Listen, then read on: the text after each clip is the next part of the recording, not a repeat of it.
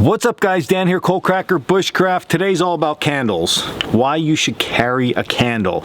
Great for fire starting, that's primarily what we're gonna focus on, but there's 1,000 other things you can do out in the woods with the candle. Number one, you can melt the wax down and you can use it on your tools, you can use it on your leather, you can mix it with some oil or some grease and really have a nice concoction.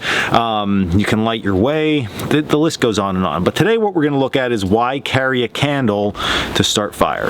So first and foremost, you should always have a whole bunch of fire starting stuff with you. I think that's pretty much a given at this point if you watch my channel. And a candle should be one of them. What's really nice with the candle is that it's easy to ignite.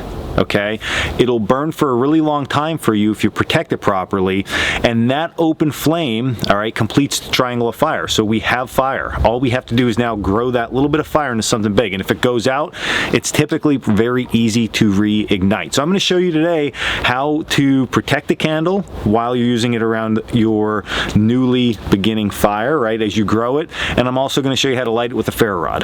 Now before we do anything with igniting, you're going to make a decision. You're going to make a decision. Are you going to light your candle and you're going to then physically pull it out, blow it out and keep it, or are you going to take your candle and cut it? So a neat little trick with these longer candles is that you can cut the candle because of course the wick runs all the way through, and then you have this like mini little fire starter that you just can forget about. Once you get it in the fire area that you're going to create and you start putting your sticks on, you don't have to pull anything out, just let this thing keep on burning until it's gone. And then when the fire is going, use the fire to start to melt some wax and expose the wick further down where you cut, and you're good to go. Now the biggest downfall with utilizing a candle is that if I light this thing up and I get a really heavy gust of wind, good chance this thing can go out. So there's a really easy fix for that, and that is when we set our backstop in place. And remember, we use backstops here at the Bushman School because when we have our fire out in front and we lay our sticks across, it allows airflow underneath and it doesn't allow our sticks that we're placing on top to smother out our flame. So backstops are important for fires in general, but when it comes to using your candle, all right, we're going to place that really close to that backstop so the wind hits the backstop and not the candle itself. If you're in very windy conditions, you can make this backstop a lot bigger, but in our case, once in a while we get a light breeze through here, so something this big for a backstop is going to be more than fine. Now the next step is going to be something we call peppering our ferro rod. So what that means is normally when you strike your ferro rod, you get these sparks, right? But we don't want to do that right away. What we want to do is we want to scrape our ferro rod, remove ferrocerium from the rod, and get a nice little pile of it. That way, when we finally have enough of that pile and we strike our rod and get that nice spark, what's going to happen is all of that scrapings or all that pepper from the rod is going to go whoosh, flame up into a large flame, and then at that point, you're going to have an open flame to light your candle, and your candle's lit. Really easy, real simple. Okay, so what we're going to do is we're going to start by peppering our rod. So I'm scraping my rod with a lot of force, but not a lot of speed. That is going to give me shavings, okay, from the rod, ready to be ignited when I'm ready for them to ignite. Now there's always the chance when you're doing this that you slip or you go a little bit too quick and those things ignite.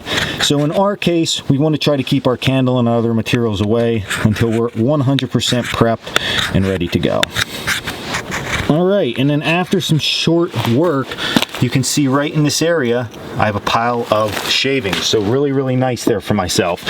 Now I'm going to set my candle somewhere that those shavings, when they are ignited, are going to produce a lot of flame into my candle wick, okay?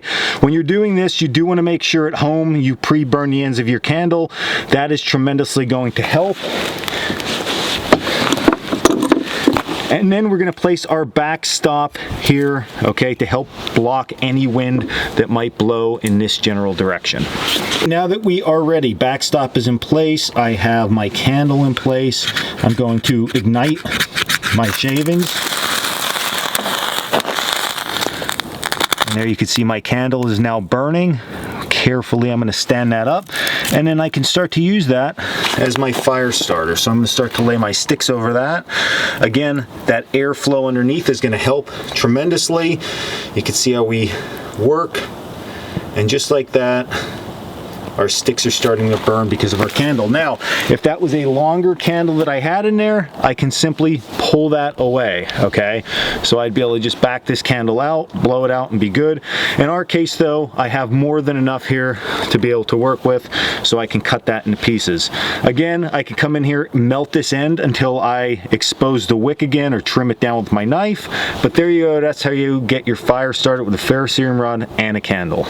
And that's about it for today. So get outside, enjoy yourself, and start your next campfire with a candle and a ferro rod. I know you're going to love it. This was Dan Walk, Coalcracker Bushcraft. As always, check us out at coalcrackerbushcraft.com. And until next video, stay in the woods.